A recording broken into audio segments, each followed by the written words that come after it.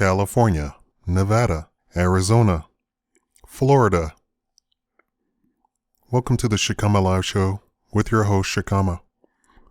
Only 4 states had a subprime crash, and it set off a worldwide crisis in Western countries. Yes, just 4 states had the crash, but because of huge banks being so entrenched in the economy, when derivative paper was the basis for those subprime loans, it immediately touched Wall Street and sent shockwaves through the financial markets, which then reverberated shockwaves through international banks, as they were so over-leveraged that the threat of the credit default swaps not being paid off as due caused the markets to panic.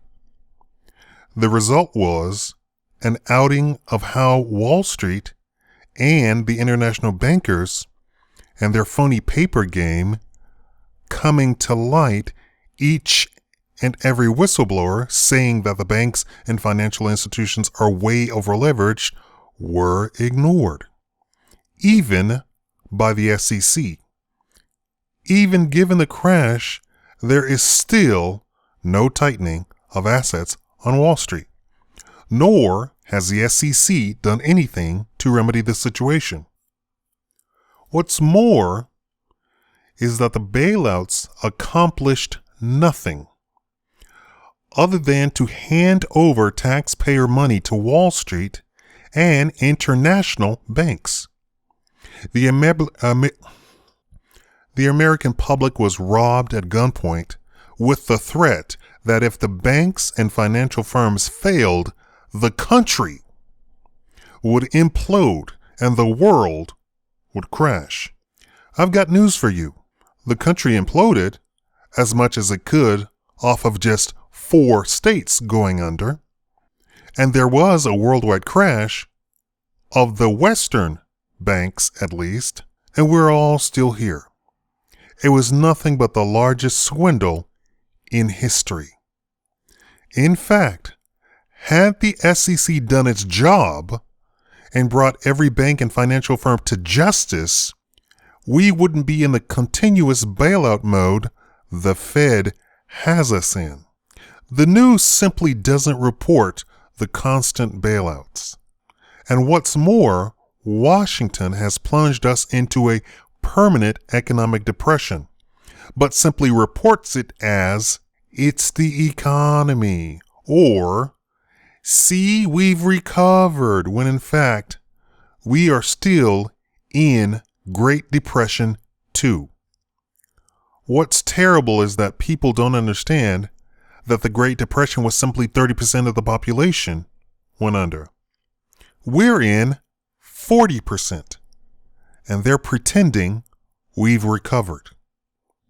We're living in this fantasy time where living within a depression is now the new norm. The news no longer reports companies doing massive layoffs.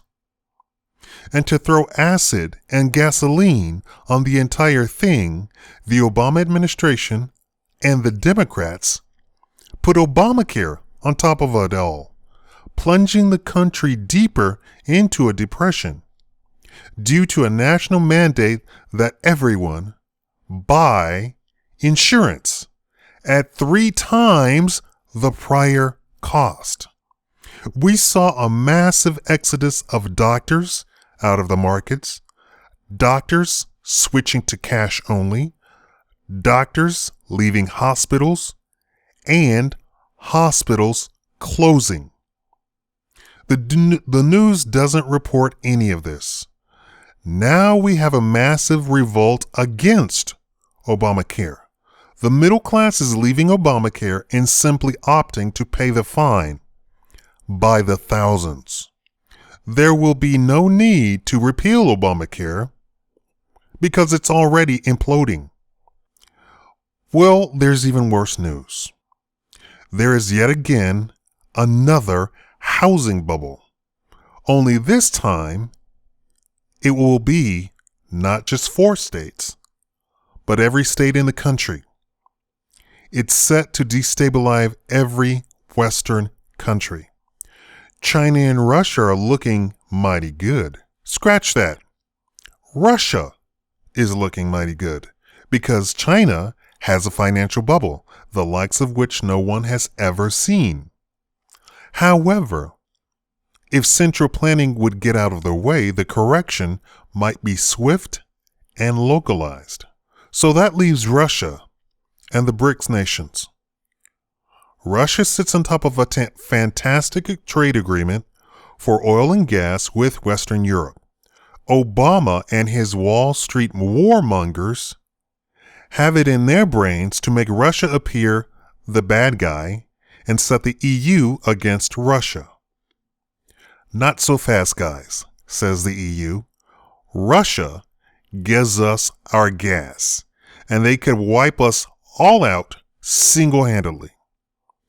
Not to be thwarted, Obama tried Syria, which is the international community again said, "We see what you're doing there, Obama, and we do not approve."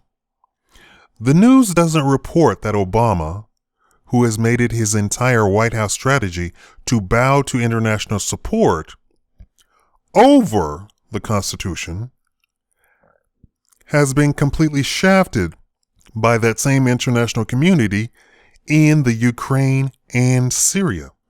All around, we are in a worse position than we were in 2006. But because the news doesn't report it, no one is running around screaming, as they should be. We should be, as the movie said, mad as hell and not gonna take it. And yet, we're being led to, like cattle, to slaughter and simply going along with it. Thank you for watching the Shakaama Live Show.